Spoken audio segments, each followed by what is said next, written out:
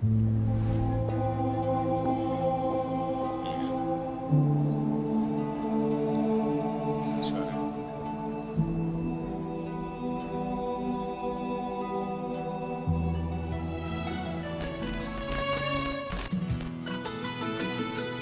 Nggak jelas. ندخل على الناس السرور. Assalamualaikum warahmatullahi wabarakatuh. Sahabat Laju Peduli sekalian, para shaimin dan shaimat. Alhamdulillah pada sore hari ini kita kembali lagi bertemu dalam kajian online setiap Senin dan Kamis menjelang maghrib, menemani para donatur sekalian berbuka puasa. Alhamdulillah pada sore hari ini tema kita tentang parenting. Hadir bersama kita Ustadz Bendri Jaisur Rahman. Beliau sangat populer di kalangan masyarakat. Beliau aktivis, pegiat keayahan, pengarang buku Father's Man, dan banyak lagi aktivitas beliau yang menunjukkan kepedulian beliau terhadap peran ayah di dalam keluarga. Baik, kita langsung pada kajian kita. Tema kita pada sore hari ini yaitu bagaimana mendekatkan keluarga di dalam bulan Ramadan seperti sekarang ini. Kepada Ustadz kami persilakan. Betul Ustadz. Baik. Bismillahirrahmanirrahim. Assalamualaikum warahmatullahi wabarakatuh. Alhamdulillah, assalatu wassalamu ala rasulillah wa ala alihi wa sahbihi wa mawalah. Asyhadu an la ilaha illallah wahdahu la syarikalah wa asyhadu anna Muhammadan abduhu wa rasuluhu la nabiyya ba'dah wa la haula wa la quwata illa billahi wa ba'd. Ikhwatal iman, azakumullah jami'an. Ikhwan wa akhwat fillah, teman-teman semua, terkhusus yang menyaksikan tayangan kita dari Facebook Laju Peduli. Semoga di sore hari ini, di bulan yang penuh berkah ini, Allah berikan banyak sekali kucuran rahmat dan kasih sayang pada kita, dan terutama kita bisa dengan wasilah ibadah yang kita lakukan di bulan Ramadan ini, kita bisa masuk surga bersama-sama dengan seluruh anggota keluarga kita. Amin, ya rabbal alamin. Alhamdulillah, kesempatan sore hari ini kita bisa bersua silaturahim meskipun baru sebatas via online. Ini pun sudah kita wajib syukuri. Kenapa? Karena memang di tengah kesulitan yang kita hadapi, di tengah pandemi yang membuat kita harus lebih banyak di rumah, namun sebagaimana janji Allah dalam surat Al-Insyirah, inna ma'al usri yusra fa inna ma'al usri yusra, sesungguhnya di balik kesulitan ada kemudahan, dan diulang lagi, maka di balik kesulitan ada kemudahan. Ada kemudahan yang kita rasakan meskipun kita harus lebih banyak di rumah, tapi kita bisa melakukan banyak aktivitas, ya, memberikan karya kontribusi, termasuk bisa tetap mengaji, bahkan menyebarkan ilmu, termasuk berdiskusi, bersilaturahim, sanak famili kita lewat dia kita yang saat ini. Nikmat Allah yang tidak boleh kita dustakan. Fabi ayyi ala'i rabbikum tukadziban.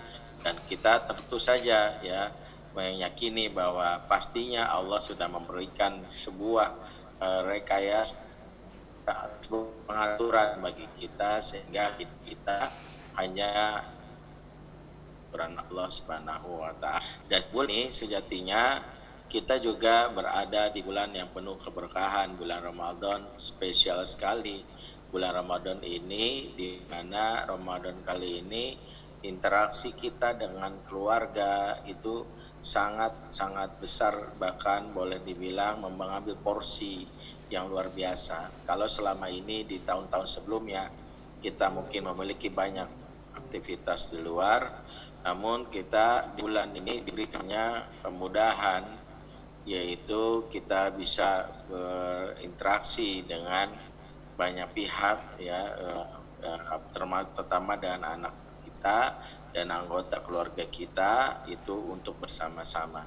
Dan ini adalah sebuah gambaran indahnya betapa keluarga menjadi salah satu. Ada 50 kasus perceraian yang terjadi di negeri ini, dan itu kalau kita lihat itu terjadi setiap tahunnya meningkat. Belum lagi kasus-kasus kenakalan anak-anak ya, mulai dari yang namanya ya narkoba, mulai dari yang namanya pornografi ya, free sex, bahkan yang mungkin sekarang sering dianggap hal yang biasa tapi sebenarnya adalah masalah di keluarga, yaitu anak-anak yang ngeprank, iseng, sampai isengnya menzolimi orang lain. Yang lagi viral itu kan kasus anak muda yang ngasih sembako isinya sampah dan batu. Ini sungguh adalah tantangan kita, bahwa berbicara keluarga tidaklah mudah ya, artinya kita butuh ya sebuah hal yang wadah untuk kita menyelesaikannya. Nah, ternyata Allah jadikan momentum ketika Ramadan berbarengan dengan pandemi ini, dipaksa kita untuk membereskan ini. Betapa kita duduk bersama dengan anggota keluarga kita sehari-hari dari pagi sampai malam, bangun tidur sampai tidur lagi, kita memandang wajah orang yang sama, dan itu adalah sebuah gambaran bahwa kita sedang dibina oleh Allah untuk membereskan masalah ini. Jadi jangan sepelekan masalah keluarga ini. Nah, inilah yang ternyata juga disebutkan dalam Al-Quran. Al-Quran ketika berbicara tentang ibadah Ramadan itu memiliki rangkaian ayat yang saling terhubung satu sama lainnya, dan itu sudah dijelaskan di dalam surat Al-Baqarah ya, mulai dari ayat 183 sampai ayat 187. Kalau ayat 183-nya kita sudah tahu itu ayat yang berkaitan dengan ibadah yang menjadi ibadah wajib di bulan Ramadan, yaitu shaum atau siam. Ya ayyuhalladzina amanu kutiba alaikumusiyam kama kutiba alal ladzina min qablikum la'allakum tattaqun. Ya. Jadi ibadah ini ada di bulan yang namanya Ramadan, puasa. Kemudian ayatnya mengatakan ayyam ma'dudat faman kana minkum maridun aw ala safarin wa iddatu min ayyamin ukhra. Yang kedua adalah terkait dengan bagaimana ya rukhsah yang diberikan Allah bagi orang-orang yang mungkin tidak bisa menjalankan ibadah di Ramadan, yaitu menggantinya di hari lain. Barulah ayat 185-nya berkaitan dengan Quran. Syahrul Ramadan alladzi unzila fil Quran hudal linnasi wa bayyinatin minal huda wal furqan. Ayat 186-nya terkait dengan dia banyakin berdoa ya, terkait dengan perintah Allah, wa idza salaka ibadi anni fa inni qarib ujibu da'watad da'i idza da'an. Jadi berdoa juga bagian dari rangkaian ibadah di bulan Ramadan. Nah, ayat 187-nya barulah mulai masuk ke persoalan keluarga. Dan itu dimulai dari suami istri, bahwa inti dari keluarga adalah kemesraan yang terjalin antara suami dan istri. Makanya ayat ini memulai dengan kalimat ukhilla lakum lailatas siyami rafathu ila nisaikum kunna libasul lakum wa antum libasul lahun. Dihalalkan bagi kalian di malam hari di bulan Ramadan melakukan rafas. Ya, makna rafas ini perkataan cabul yang biasa dipakai untuk mengajak pasangan sah kita berhubungan intim. Ini isyarat dari Allah melalui Al-Quran betapa Allah menginginkan bulan Ramadan justru pasangan suami istri terjalin keharmonisan yang ditandai dengan hubungan intim, dan itu adalah isyarat dan Quran. Jadi jangan salah kaprah, jangan ada yang berasumsi maaf gitu, mentang-mentang ya mungkin merasa bahwa ingin ibadah penuh bulan Ramadan, kemudian ngomong ke istrinya, sayang kayaknya Ramadan ini kita lockdown dulu ya, maaf kita social distancing gitu, jaga jarak ya, nggak boleh. Salah. Justru Al-Quran memberitahu dihalalkan untuk supaya jangan ada orang yang mengharamkan. Sorry nggak boleh dekat, salah.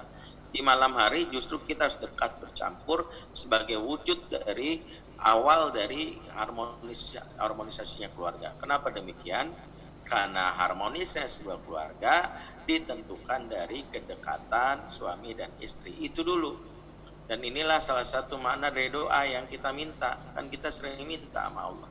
Dalam surat apa? Surat Al-Furqan ayat 74. Rabbana hablana min azwajina wa zurriyatina qurrata a'yun waj'alna lil muttaqina imama. Coba perhatikan bunyi doa ini. Ya Rabb, jadikanlah, karuniakanlah dari pasangan kami dan juga keturunan kami qurrata a'yun, Jadi yang diminta pertama kali pasangan dulu. Sebab ketika pasangan suami istri sudah merasa dekat, di mana ayah dan bunda nampak harmonis, maka sangat mempengaruhi anak-anak yang ada dalamnya.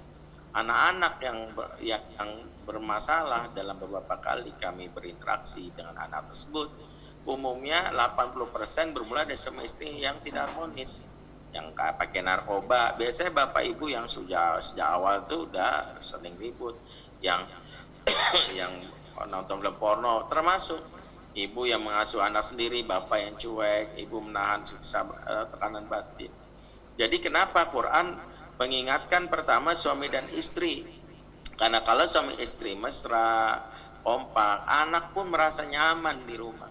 Dia tidak betah nongkrong di luar, dia tidak suka keluyuran. Kenapa anak-anak keluyuran? Salah satu faktornya mereka tidak mau mendapatkan aura negatif dari suami ibu istri yang bertikai. Ya, kelihatan bapak yang kalau ngomong masuk istri itu ketus, kamu susah banget dibilangin. Atau ketika ibu misalnya berbicara sama suami atau melayani suami dengan tidak hormat, nih makan. Anak nggak nyaman. Atau suami istri yang nggak tegur-teguran, perang dingin. Mereka lebih betah di luar.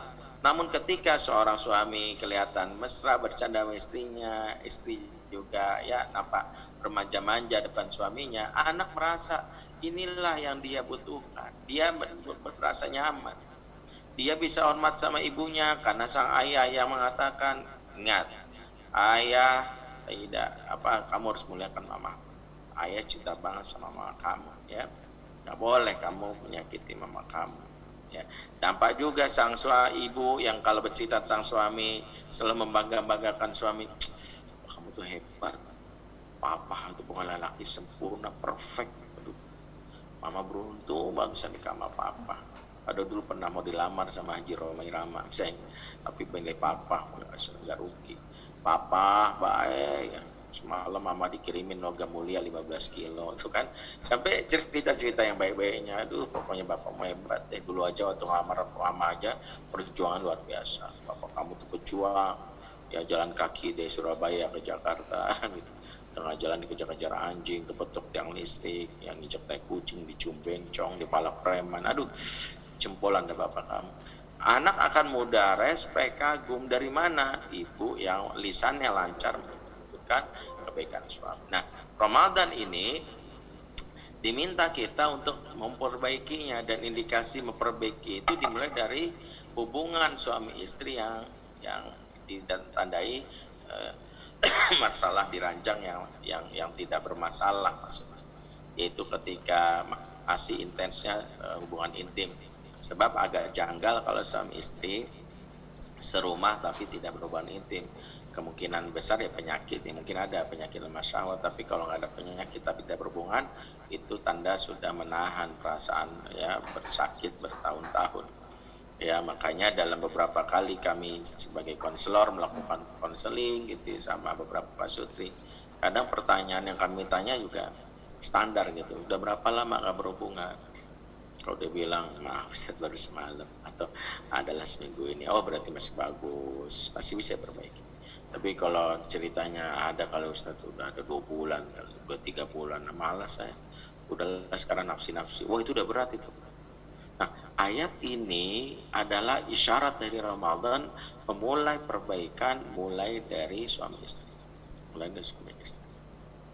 Di mana perbaikan suami istri mulai ya ketika kenapa ayat ini menjelaskan dengan hubungan rofas, jima. Karena di dalam jima itu bukan sekedar ada yang namanya kepuasan syahwat, tapi ada juga hal-hal yang akan menumbuhkan yang namanya perasaan dekat. Mulai dari cemburu, dan itu hal yang dibolehkan. Mulai dari bersentuhan, saling merasa. Dalam hal ini memicu hormon yang akan menambahkan kelekatan, namanya hormon serotonin, dan juga oksitosin yang membuat kita merasa membutuhkan. Itu dimunculkan lewat itu. Kemudian ngobrol juga menjadi salah satu kebutuhan yang memberikan obrolan sebelum itu juga penting. Jadi kalau kita perhatikan, inilah isyarat Quran. bahwa perbaikan suami istri ini sangatlah harus dilakukan pertama kali sebelum ngomongin anak. Apa sih anak kita ya susah banget sholatnya, jangan bandang sholat anak dulu. Ya dulu deh kita nih sama suami sama pasangan udah beres belum. Jadi begitulah cara Islam, memulai dari pasangan, jangan langsung ujung-ujung anak. Karena ada suami istri yang kami dapati misalnya, bagaimana dia bisa ya anak bisa tertangani dengan baik kalau si ibu karena punya masalah sama suami menanggung beban batin yang lama sampai tanpa sadar lisan dia itu banyak omelan ke anak karena dia tidak bisa berkomunikasi sama suaminya. Jadi kalau ngomong sama anak tuh nyelekit banget, susah mau dibilang bapak kamu tuh. Jadi anak juga ngerasa kenapa sih kok mama ngomel mulu. Nah, kadang ada yang lebih ekstrim, nyubit anaknya, ada yang sampai gampar anaknya, yang lebih parah bahkan sampai waliyazubillah bunuh anaknya.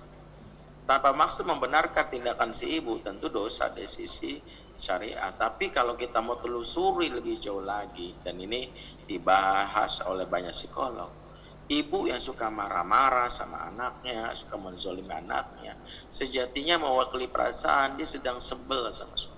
Dia sedang tidak bahagia dengan suaminya. Nah inilah salah satu yang mungkin betapa kita harus mulai memperbaiki dari mulai bagaimana hubungan suami istri ini. Ya, suami yang tidak bisa membahagiakan istrinya berdampak kepada anak. Dan kebahagiaan istri itu kan simple, bukan sekedar dari sisi hubungan uang yang diberikan, tapi kebahagiaan batin ya dimulai dari yang dilakukan baginda Nabi menunjukkan kebutuhan dasar wanita. Salah satunya Rasulullah mengajarkan kita. Coba lihat hadis yang disampaikan oleh Abdullah bin Abbas, dan ini adalah hadis yang bisa kita jadikan pelajaran, di mana Rasulullah ya dikatakan oleh beliau, bitu inda khalati Maimunah, ya saya nginap di rumah bibi saya Maimunah. Ya, karena Rasulullah sallallahu alaihi wasallam yatahadas ma'a ahlihi tsumma raqada. Rasulullah sallallahu alaihi wasallam senantiasa ngobrol dulu sama istrinya baru tidur. Jadi ini kebiasaan Rasul, yaitu dia selalu ngobrol sebelum tidur. Ini coba lihat. Salah satu yang dilihat dalam ayat ini bagaimana mulai dengan hubungan sama istri. Jadi ngobrol dulu. Ya, kalau kita maaf atau mungkin saya deh nggak mau nyalahin siapa-siapa, saya katakanlah masih perlu belajar ya. Kadang sebelum tidur tuh cek WA dulu, mention IG, melihat skor bola, melihat data penderita corona. Kalau mata udah sempet baru tuh datang ke kamar baru tidur. Sehingga aku tuh carian mau mana dapat namanya perlakuan dari kamu, bahkan yang ada sering disalah-salahin, mentang-mentang lagi isu corona ini kadang-kadang dengan entengnya bilang gitu ngajar aja nggak bisa kamu ya, kalam sama guru. Nah itu membuat istri sedih. Dan apa dibandingkan, tentu tidak layak dibandingkan guru tanpa mengurangi betapa hebatnya guru-guru bagi anak kita, tapi menyalahkan istri dengan membandingkan dan malah membuat istri sakit hati. Sebab ya, itu yang bisa kita lakukan kalau ingin membuat istri bahagia, karena dia butuh diapresiasi. Membandingkan malah bikin dia ilfil ya. Coba deh kalau bandingkan ya nggak fair. Contoh guru di sekolah, kalau dia ngajar di sekolah, guru tuh fokus ngajar, dia memang tugasnya untuk itu. Kalau istri di rumah, dia harus mikirin habis ini siapa yang masak, jemuran siapa yang ngangkat, nyuci ngepel gimana, terus juga misalnya ibunya sakit dan yang ngasih obatnya gimana, habis ini juga mikirin menu buka gimana, banyak pikiran bercabang. Jadi nggak seperti yang kita bayangkan, nggak gitu aja ya. Atau kadang-kadang kita membandingkan tanpa menyadari bahwa guru di sekolah pun dia ngajarnya setipe, anak-anak seragam kelas 4, kelas 5 semua. Kalau ada istri yang dari kelas 1, kelas 2 sampai SMP. Jadi kadang-kadang stres juga dia. Atau yang ketiga, guru di sekolah pun dia kalau ngajar mau main bola, ini bolanya ada, kita baru kertas ada, kayunya ada. Kadang istri rumah ya kayunya habis, kertas nggak ada, gimana? Jadi alih-alih kita ingin buat istri bangkit dengan sindiran itu malah mengatakan makasih. kerja keras. Bahkan kalau tiba-tiba dia ngomel, itu buru-buru netralisir ke anak dengan menamai perasaannya. Karena baginda Nabi itu ketika Aisyah marah dan cemburu sampai banting piring di depan baginda Nabi, kita tahu kisahnya Aisyah dengan kiriman makanan dari Zainab binti Jahsy yang tak lain adalah istri yang Aisyah menunjukkan rasa suka dengan kiriman makanan tadi. Karena Aisyah merasa nggak pantas istri yang lain, sementara Rasul yang ngasih makan Rasul apa si istrinya. Yang kedua ini mana Rasul sama sahabat yang lain lagi nggak enak. Makanya apa yang terjadi makan di bawah dibanting depan Rasul dan sahabat perang gitu. Rasul memahami betul inilah ekspresi yang spontan yang tidak bisa disalahkan. Alih-alih Rasul mengomel dan mengatakan kamu tuh nggak boleh gitu, enggak. Rasul mengajarkan kita yaitu yang disebut menamai perasaan. Apa kata Rasul? Gharrat ummukum, ibu kalian lagi cemburu. Jadi kalau kita ingin istri merasa nyaman, salah satu kalau lagi dalam kondisi maaf gitu ya, dia tiba-tiba ngomong kamu gimana sih, susah banget mama tuh gitu, masa gini aja nggak bisa, langsung kita netralisir, mama lagi capek kayak gitu, mama lagi capek kayak ini. Jadi kita netralisir, jangan gini, mama ngomel aja sih, nggak mau ngajar ngomel-ngomel, nggak seperti itu, justru malah istri merasa udah pak diem aja deh gitu. Nah ini penting. Nah momentum Ramadan ini kita sebenarnya sedang latih cobalah mulai dengan obrolan yang membuat suami istri itu makin mesra.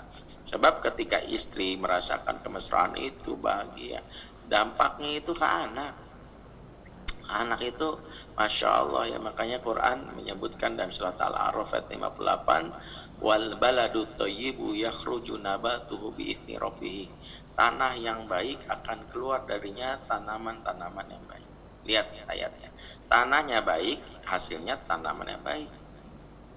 Ya, apa yang dimaksud tanah di sini? Kalau kita tadaburi dari sisi ilmu parenting, tanah di sini ini adalah ibu. Dan makna tanah ini juga sesuai di dalam ayat 223 surat Al-Baqarah, di mana Allah berfirman, nisa'ukum harthul lakum. Istri-istrimu ibarat tanah ladang tempat engkau bercocok tanam. Tanah, ingat. Istrimu ibarat tanah. Jadi kalau kita perhatikan bahwa Allah berikan nama harth artinya tanah yang kecil, kalau balad tanah yang luas, intinya tanah. Kalau istri tenang, senang, nyaman, itulah yang dirasakan pengasuhan muda. Makanya momentum Ramadan momentum untuk memulai perbaikan dengan suami istri. Ya, momentum mulai dengan suami istri. Ingat, happy mom, happy children, happy wife, happy life. Buat para suami, ya, kalau lagi berdua tanya kepada istri, kamu bahagia nggak dengan aku? Karena kalau kamu nggak bahagia, aku bisa nebak anak-anakku nggak bahagia gitu. Jadi kita bisa nebak kalau istri itu happy, bahagia banget mas nikah sama kamu. Kalau dia bahagia, pasti anak-anak bahagia. Jadi anak-anak itu nggak bahagia karena emak yang nggak bahagia. Happy wife, happy life. Jadi gitu. Ada yang mau bahagia, tapi kita lihat sorot matanya nggak mandang kita, itu juga kode. Bahagia mas, bahagia. Bahagia banget. Tapi matanya itu aja kita bisa nebak bahagia kok gitu. Pandanglah wajah pasangan kita, pandang, dan ini yang diajarkan kenapa dalam Quran salah satu kebiasaan penduduk surga dalam surat As-Saffat 50, faqabala ba'dahum ala ba'di yatasaalun. Penduduk surga suka duduk berhadapan-hadapan dan ngobrol. Jadi duduk berhadapan-hadapan ngobrol. Jadi kita ngobrol dari situ bisa nampak tuh kalau dia sakit hati, sih nggak mau lihat. Coba lihat itu sebagai sebuah isyarat. Maka di sini pentingnya bahwa kita untuk melakukan itu. Sehingga ayat yang tadi kami bacakan sekali lagi adalah pentingnya kita membuat sebuah kedekatan dengan istri, dan itu dicirikan tadi dengan jima. Jadi jangan ragu untuk setiap malam kita mampu untuk bergaul mencampuri istri ya, tapi disunahkan sebelum 10 hari terakhir Ashrul Awakhir, karena kalau Ashrul Awakhir Rasulullah itu mengencangkan sarungnya dan kata lain sudah tidak lagi fokus pada istri ya, tapi di 20 hari pertama silahkan puas-puasin ya. Nah, tapi momentum Ramadan bukan sekedar itu, karena dari sisi aktivitasnya pun sebenarnya banyak sekali kita diminta untuk melakukan kedekatan ya, aktivitas kebersamaan itu banyak, terutama kita bisa merencanakan family time di momen-momen yang selama ini sering kita sepelekan. Salah satu momen yang bisa mengakrabkan kita dengan anggota keluarga namanya sahur dan buka. Bukan sahur dan bukanya saja, tapi ada kebersamaan. Yang pertama, sahur itu sendiri bukan sekedar makan yang akan membuat kita kuat pada saat kita nanti menjalani puasa, bukan. Tapi ada keberkahan yang kita harapkan akan mengucur ke keluarga kita. Ya, apa kata Rasulullah, saharu fa inna fis sahuri al barakah. Sahurlah kalian, dalam sahur itu ada keberkahan. Jadi sahur itu bukan main kuat-kuatan, sorry gue mau usah sahur, cemen banget sih lo, baru gak makan aja langsung pingsan. Enggak, kata Rasul itu bakal minum air putih, karena yang dicari itu bukan kuat-kuatan. Sahur itu untuk cari berkah. Berkah itu yang membuat hubungan kita menjadi dekat. Jadi makanya istri yang lagi haid pun bangun sayang. Apaan sih kamu bangunin? Lo tahu aku lagi haid? Bukan, makan aja, minum aja, kita nyari berkahnya kan gitu. Jadi di dalam sahur itu berkah ya, dan sebisa mungkin waktu sahur itu kita juga memaksimalkan untuk ibadah ya. Wafi asarim astagfirullah. Dan di waktu sahur wafi asarinhum yastaghfirun ya, dan di waktu sahur mereka banyak beristighfar. Kalau udah menjelang sahur tuh makan bareng ya, aktivitas kita lakukan sambil nunggu keluarga ngumpul tuh banyak istighfar, banyak bermuasabah. Ini juga salah satu adab, jangan justru menjelang sebelum keluarga ngumpul anak masih tidur, sebelum mereka bisa makan, nonton acara yang membuat rusak momen sahur. Merusak momen sahur ditandai dengan ketawa terbahak-bahak, bahkan seneng banget ngelihat tayangan yang ngerjain orang, ngeprank. Aduh, esensi sahurnya hilang. Padahal waktu sahur itu waktu banyak istighfar. Astagfirullah. Itu diajarkan Nabi.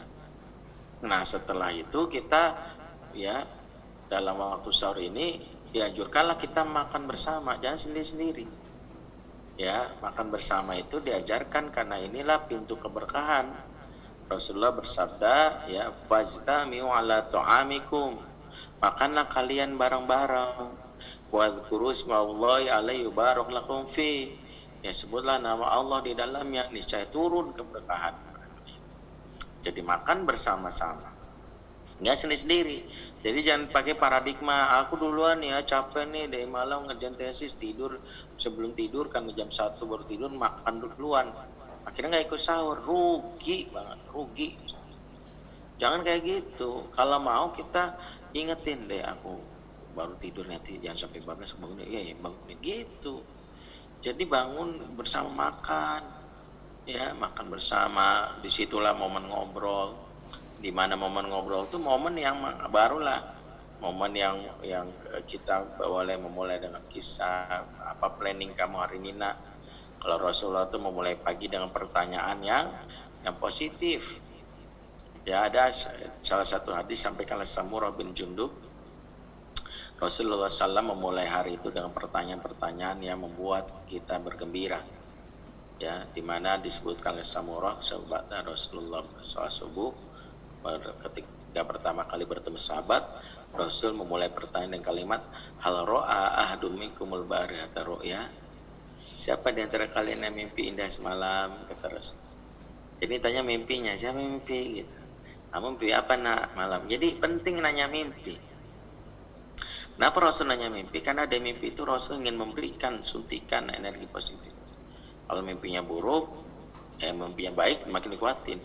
Ada sahabat bilang, ya Rasulullah mimpi melihat langit terbelah di atas, kemudian aku naik ke atasnya. Kata Rasul, kelak engkau akan dimuliakan. oleh seluruh penduduk dunia, bahkan oleh seluruh penduduk langit. Ada lagi yang mimpi, ya Rasulullah aku, ya ada sahabat bahkan yang mimpi buruk. Kalau itu kan mimpi baik, ada mimpi buruk bahkan malu tuh mau cerita sama Rasul, tapi yang akhirnya diceritain sama Hafsah.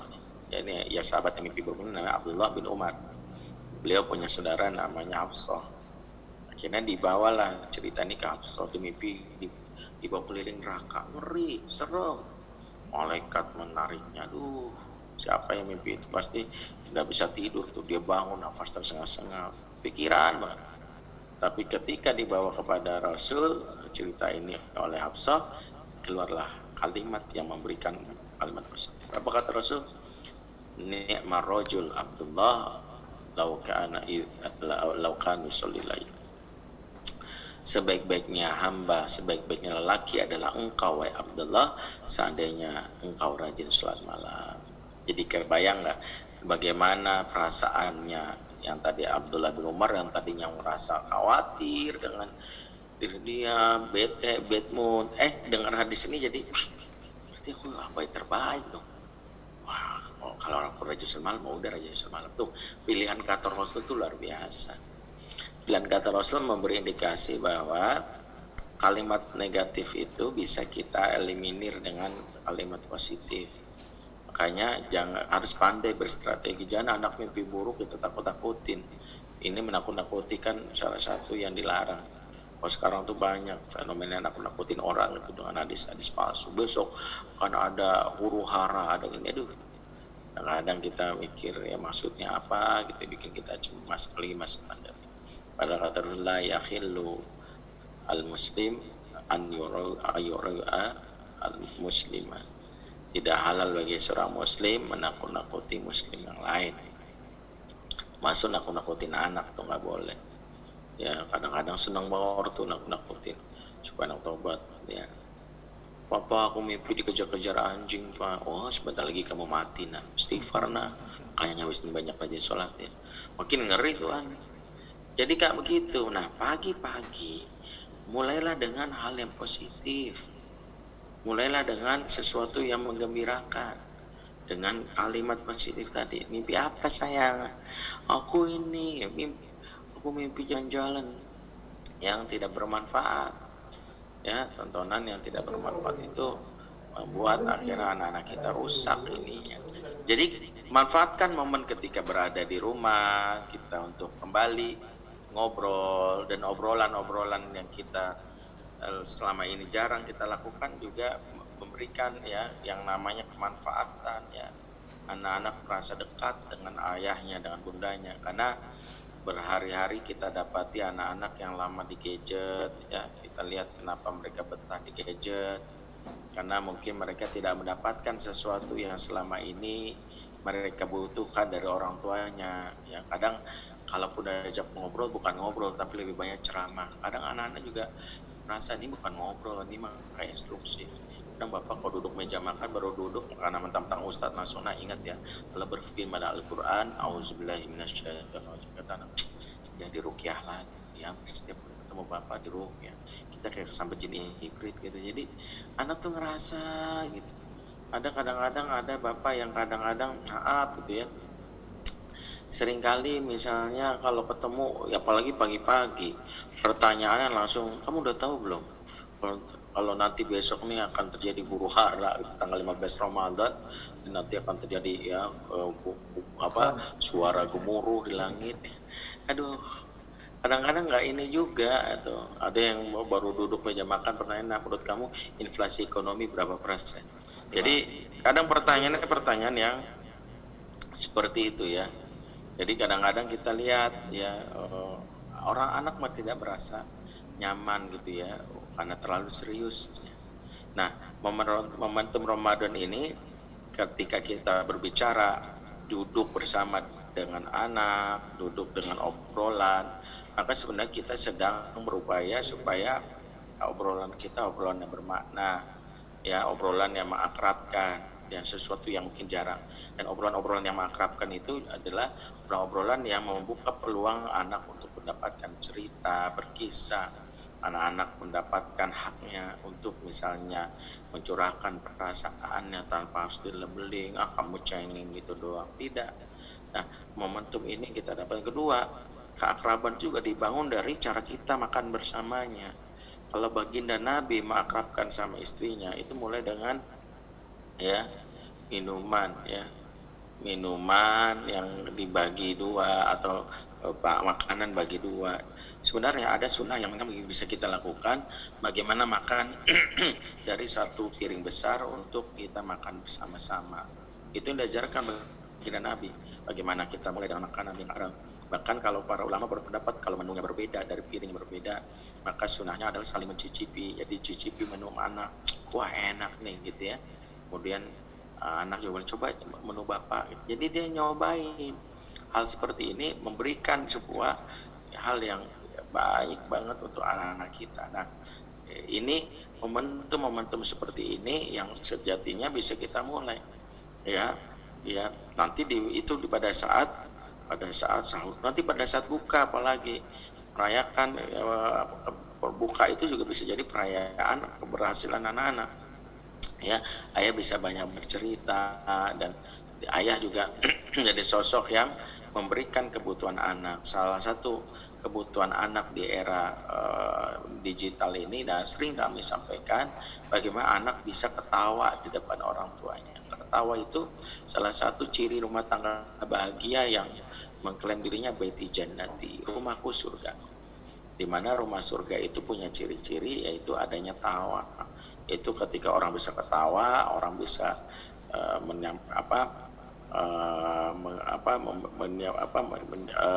tersenyum bahagia, itu dia akan menjadikan rumah atau keluarga itu sebagai namanya kebutuhan utama mereka. Ketika rumah tak mampu menghadirkan tawa, mereka cari di luar. Makanya Al-Quran sendiri menggambarkan bahwa penduduk surga itu punya ciri, di mana ciri penduduk surga itu disebutkan ya, yang menunjukkan inilah yang harus kita upayakan dalam rumah. Karena sering saya temui anak-anak yang kenapa mereka itu betah di luar, saya berasumsi bahwa jangan punya bapak yang galak. Ternyata enggak juga, bapak saya baik sih tapi enggak asyik. Jadi baik tapi enggak asyik juga membuat mereka malas pulang. Ternyata harus berbarengan, baik plus asyik. Asyik itu ditandai dengan bisanya ketawa, anak-anak bisa ketawa. Maka salah satunya kenapa Rasulullah menjadikan canda tawa dan keluarga itu sebagai pahala. Ya, momen-momen ketika kita di rumah boleh kita bercanda dan itu nggak salah. Bahkan Rasul memberikan sebuah kabar gembira tentang pahala karena itu. Dalam hadis riwayat An-Nasa'i, Rasul bersabda, kullu syai'in laisa lahu fihi min dzikrillah laibun wa lahwun illa, segala sesuatu yang tidak ada zikir kepada Allah di dalamnya sia-sia belaka kecuali. Nah, kecualinya apa? Mula'abatur rajul ma'ahli, canda tawa seseorang kepada anggota keluarganya. Jadi canda tawa seseorang pada keluarganya itu disukai oleh Rasul. Ya, itu momen ini kita bisa pakai apa? Pada saat berbuka. Adek bisa, hampir tadi adek batal ya. Adek tadi ngelihat air kompokan aja udah ngiler deh gitu. Jadi boleh kita mencandai, haus banget, itu yang harus dilakukan. Lu jangan tegang banget kayak kan ibu kering gitu kata anak-anak. Kadang ada bapak yang ngomong serius ya, udah kayak duduk depan anak ya, nanya tentang menurut kamu gimana nak tentang lockdown ini, apakah sudah sesuai dengan protokol kesehatannya. Anak-anak nggak ngerti gitu. Kata anak-anak, kalau bapak serius, ya Allah gue kayak tinggal di Korea Utara, tegang banget, jangan bapak nih Kim Jong Un lagi nyamar.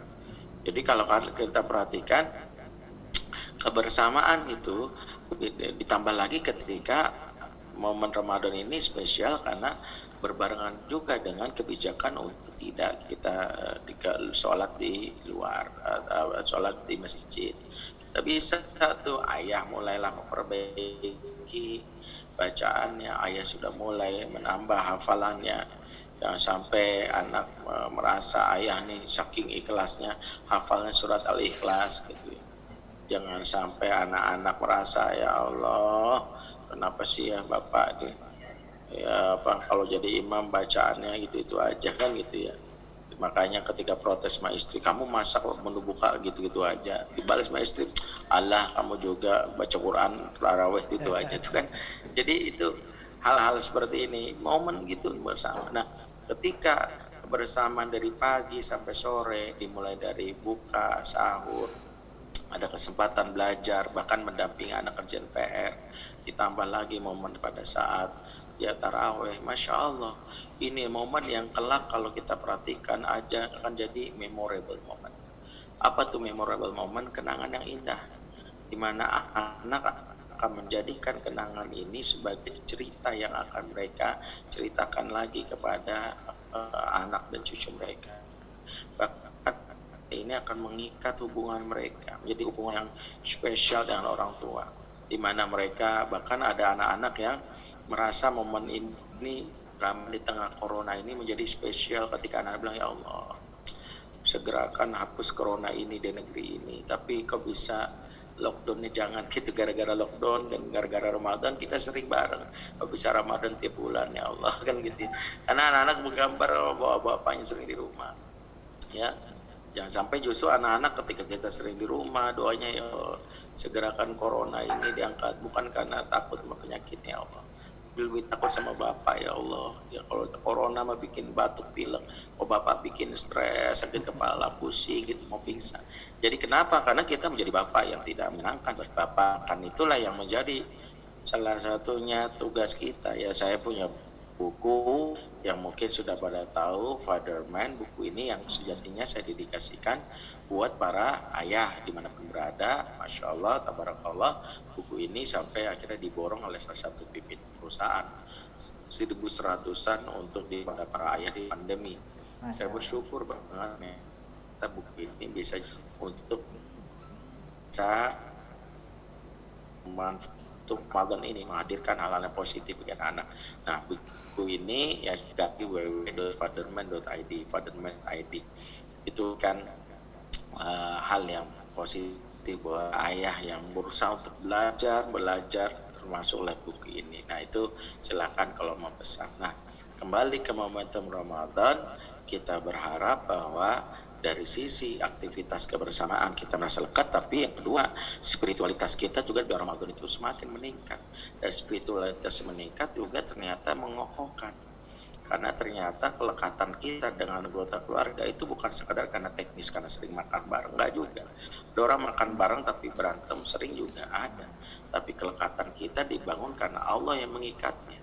Dan itu disebutkan dalam surat Al-Anfal ayat 63, wa allafa baina qulubihim, adalah Allah yang menyatukan hati mereka. Law anfaqta ma fil ardi jami'a ma alafta baina qulubihim, kalau kamu diminta mengumpulkan harta di muka bumi untuk menyatukan hati, ma alafta baina qulubihim, enggak bakalan bisa. Walakin Allah alafa bainahum, tetapi Allah yang menyatukan hati. Jadi Allah yang menyatukan hati. Makanya rumusnya kayak segitiga ini. Ini Allah, ini kita, dan ini keluarga kita. Semakin dekat sama Allah karena ibadah Ramadan, semakin dekat. Semakin jauh dari Allah, semakin jauh. Makanya momentum Ramadan melekatkan, karena kita mengharap kepada Allah yang Maha melekatkan. Ya Allah, kami mencintai karena Engkau. Lama ini as'aluka hubbak wa hubba apa? Ya Allah, kami berharap mendapatkan cintamu dan cinta orang-orang mencintaimu, kan begitu doanya Nabi Daud. Jadi kita berharap tuh mendapatkan cintanya Allah, dengan itu kita mendapat cinta anggota keluarga kita. Nah, momentum ini salah satunya. Yang mudah-mudahan ini menjadi salah satu pintu-pintu kebaikan buat kita, agar kita bisa ya terus memaksimalkan ya ibadah Ramadan dengan dekat kepada Allah, meleburkan dosa-dosa kita, akan menambah kemesraan. Dan kemesraan itu, cinta kasih yang tumbuh itu memang kalau istilah Quran itu didekati oleh iman dan amal soleh. Lihat surat Maryam ayat 96, innalladzina amanu wa aminus solihati sayaj'alul lahumur rahmanu wudda. Sesungguhnya orang-orang beriman dan beramal soleh, lihat iman dan amal soleh, kami karuniakan kepada mereka sifat kasih dan sayang. Jadi kasih dan sayang didatangkan oleh Allah disebabkan juga iman dan amal soleh. Itu juga yang kita rasakan. Atau di ayat lain, Walladzi anzala sakinata fi qulubil mu'minin. Bila Allah yang menurunkan sakinah kepada hati orang-orang beriman. Jadi ingat 3 ayat ini. Ternyata sakinah, cinta, kasih sayang, pelekatan semua dari mana Allah. Dialah Allah yang menurunkan. Jadi ketika kita ingin makin lekat, makin nempel, makin dekat antara suami istri, ya, bapak dan anak, secara teknis tadi sudah disampaikan, sering ngobrol, ya, bagaimana makan bersama, tapi yang paling esensi dekati Allah bersama-sama. Sholat berjamaah di rumah ketika tidak dilakukan di masjid mendekatkan kita pada pas kita, ya. Sahabat Laju Peduli sekalian, sambil menunggu koneksi, mungkin ada baiknya kami sampaikan tentang program kami, program Laju Peduli, bahwa kami memiliki program unggulan yang kami sampaikan kepada saudara-saudara kita di Palestina, yaitu program infak gandum. Hanya Rp35.000 per bulan saja kita sudah bisa tergabung dalam gerakan infak gandum. Nah, nanti sahabat Laju Peduli sekalian yang belum bergabung dalam gerakan infak gandum, silakan menghubungi kami untuk kami sampaikan, kami catat data para sahabat sekalian untuk ikut memberikan solusi bagi saudara-saudara kita di Gaza, Palestina. PBB menyebutkan 1 juta penduduk Gaza terancam kelaparan. Nah, jumlah penduduk Gaza adalah 2 juta. Berarti 50% penduduk Gaza itu berada dalam terancam kelaparan. Nah, maka kita sebagai saudara-saudara sesama muslim, walaupun fisik kita jauh, tetapi hati kita, cinta kita tetap berada pada sahabat-sahabat saudara-saudara kita di Gaza, Palestina. Nah, di bulan Ramadan ini bukan alasan bagi kita untuk menunda, karena infak yang kita sampaikan itu sangat bermanfaat bagi saudara-saudara kita di Gaza, Palestina. Sahabat Laju Peduli sekalian, kita juga punya program beasiswa yatim dan beasiswa penghafal Al-Quran. Bagi sahabat Laju Peduli sekalian yang belum bergabung pada beasiswa yatim dan penghafal Al-Quran, boleh bergabung dengan kita. Silakan daftar di nomor telepon kami. Nanti kami akan menghubungi Bapak Ibu sekalian untuk menindaklanjuti bagaimana proses keterlibatan kita dalam program beasiswa maupun beasiswa para penghafal Al-Quran. Sahabat Laju Peduli sekalian, alhamdulillah setiap bulan kami memberikan bantuan kepada saudara-saudara kita di Palestina. Bantuan yang kami berikan itu tidak lain dan tidak bukan adalah bantuan yang sahabat Laju Peduli titipkan kepada kami. Sehingga komitmen kami untuk menyampaikannya kepada sahabat-sahabat Laju Peduli sekalian itu akan kami berikan dalam bentuk laporan penyaluran yang akan kami selalu update melalui medsos kami maupun website kami. Assalamualaikum Ustaz. Alhamdulillah kita sudah kembali tersambung dengan Ustadz Bendi Jaisur Rahman. Sambil menunggu terkoneksinya saluran kami, maka kami akan lanjutkan penyampaian bahwa kami akan memberikan laporan berupa video-video yang Bapak Ibu sahabat Laju Peduli sampaikan melalui website kami, media sosial kami dalam bentuk foto, video dan lain sebagainya. Ini kami lakukan adalah dalam rangka tanggung jawab kami sebagai yang diberikan amanah oleh para sahabat Laju Peduli sekalian untuk kami sampaikan kepada saudara-saudara kita di Gaza, khususnya di Palestina. Baik Ustaz, ya. Nanti sambil menunggu pertanyaan yang lain masuk Ustaz, ini mungkin ada pertanyaan dari saya. Seringkali seorang ibu itu senang menceritakan keburukan suaminya secara tidak sengaja gitu Ustaz. Mungkin sambil maksudnya bercanda atau bagaimana, tiba-tiba ngomong, ayah kamu tuh seperti ini, yang intinya itu negatif. Nah, bagaimana cara menghilangkan kebiasaan ini buat para ibu di rumah Ustaz? Iya, memang habitnya seorang wanita itu memang tidak bisa mengelola perasaan yang disebut kadang ember bocor ya.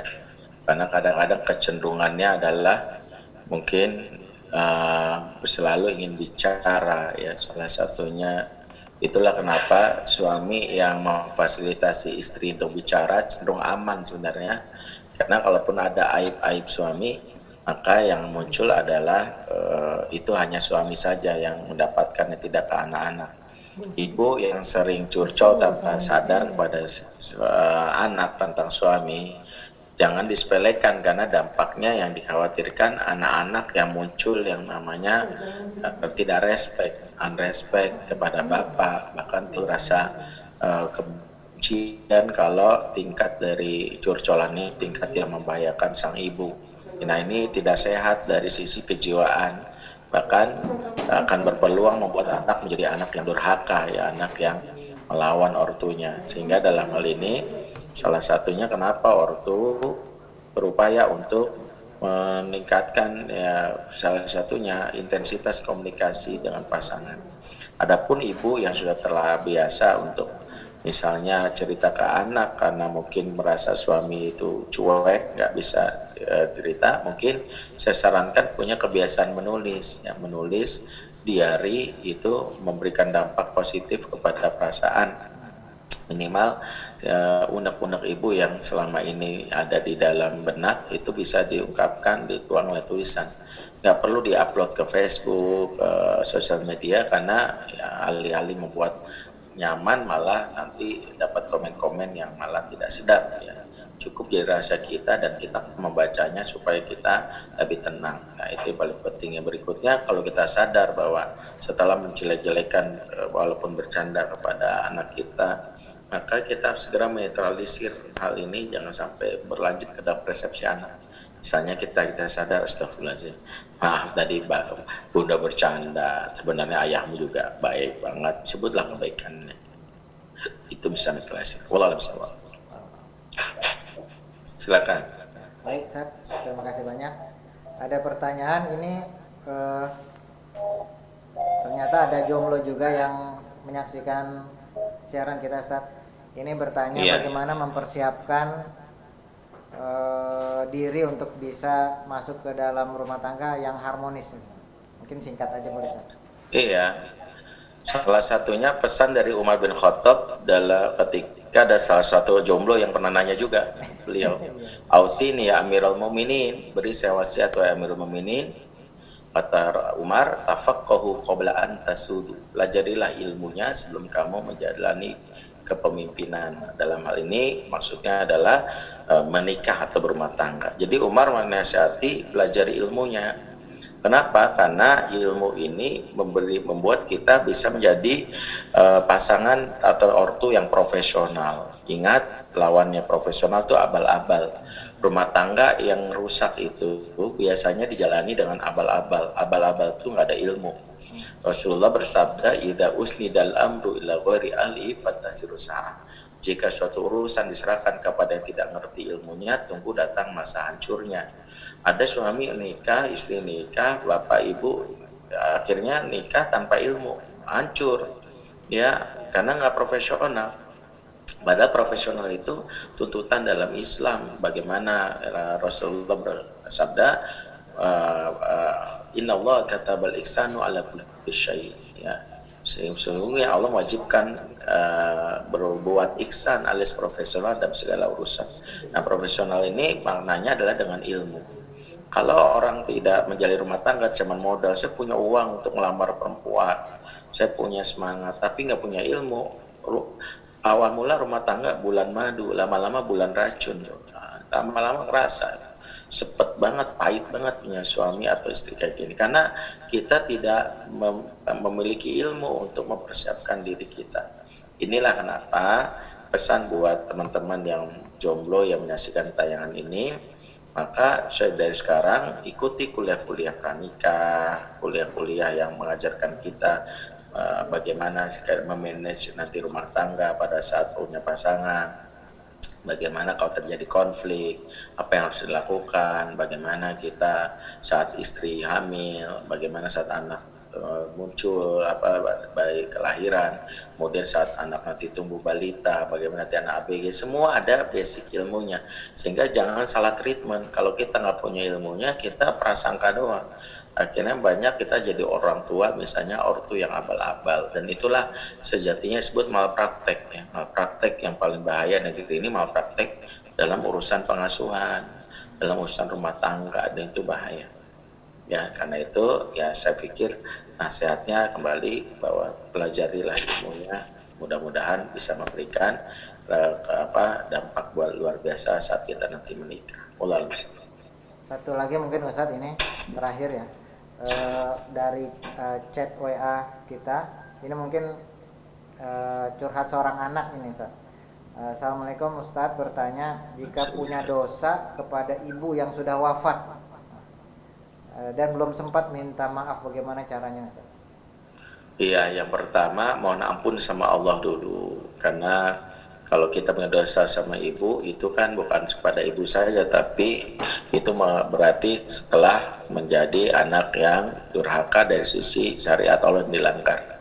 Sebab urusan birrul walidain itu hubungannya dengan yang disebut dengan tauhid ya. Makanya ayatnya mengatakan, pertama kali Allah mengatakan wa qada rabbuka alla ta'budu illa iyyahu wa bil walidaini ihsana.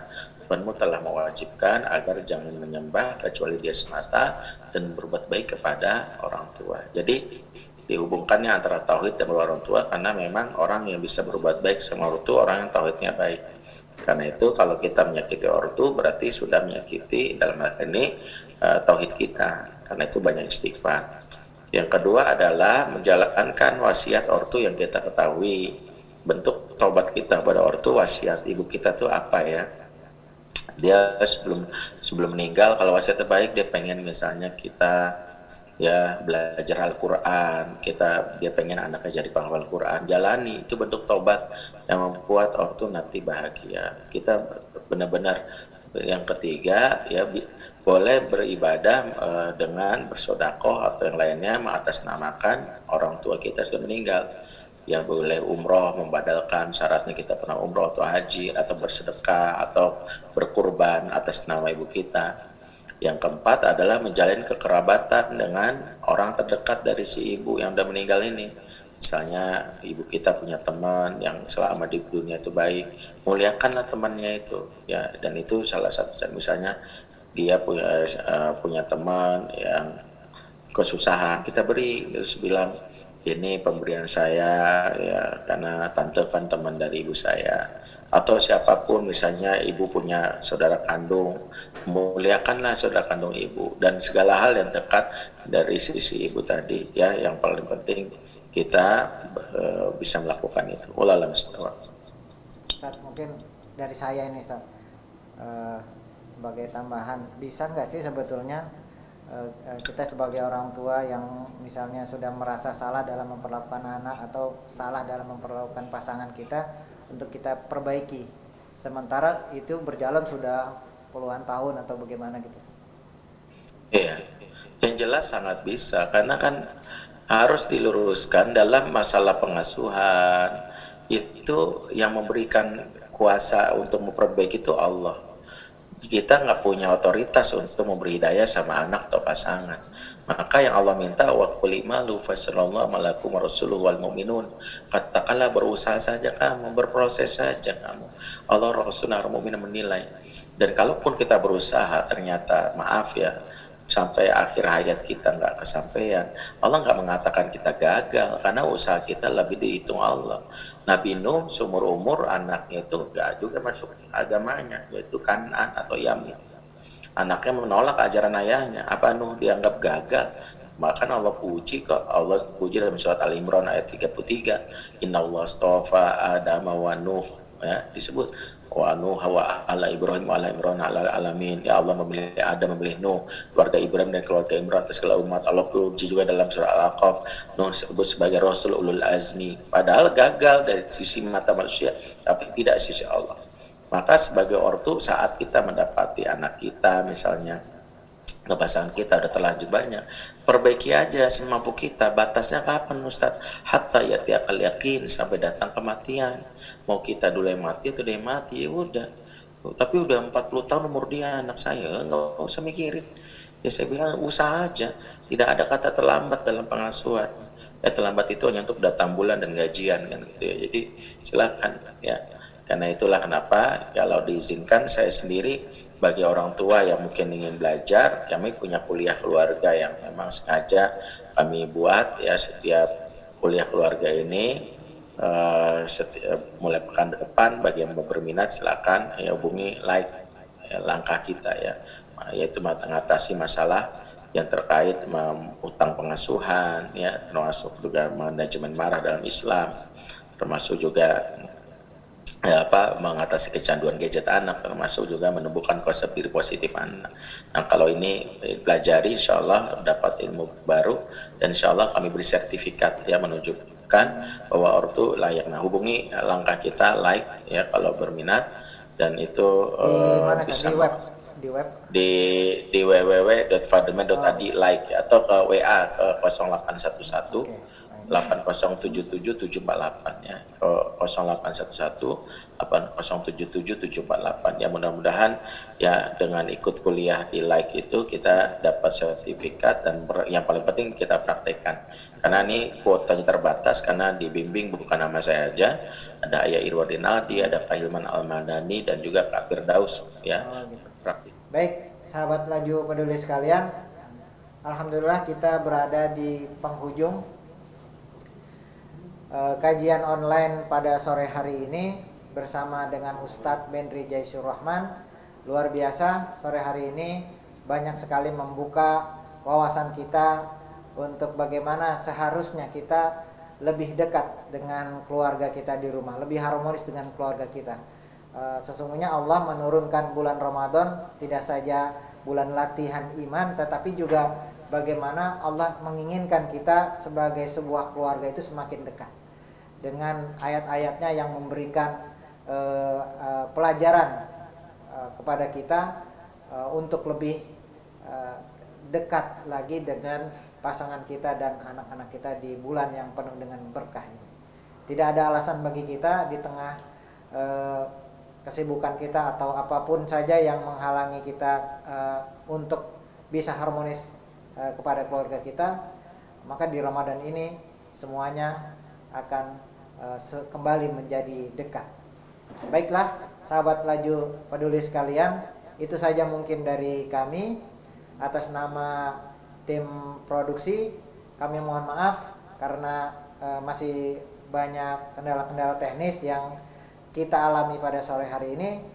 Jangan lupa ikuti terus program kajian online bersama ustadz-ustadz yang berkompeten di bidangnya masing-masing. Bersama kami Laju Peduli, walaupun jarak jauh tidak menghalangi kita untuk semakin dekat kepada Allah. Itu saja dari kami. Wabillahi taufiq wal hidayah. Assalamualaikum warahmatullahi wabarakatuh.